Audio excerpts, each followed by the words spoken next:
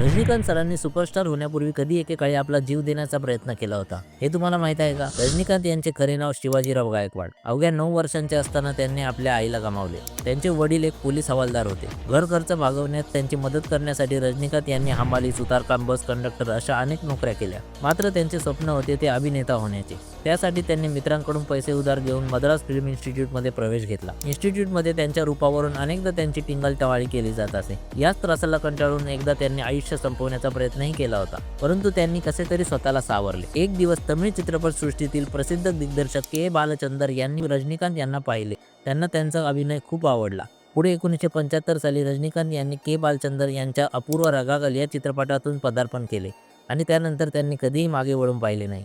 आज त्यांना पद्मभूषण, पद्मविभूषण सारखे अनेक प्रतिष्ठित पुरस्कार मिळाले आहेत. तसेच ते भारतातील सर्वात मोठ्या सुपरस्टारपैकी एक आहेत. तर ही होती रजनीकांत यांची सिग्मा स्टोरी.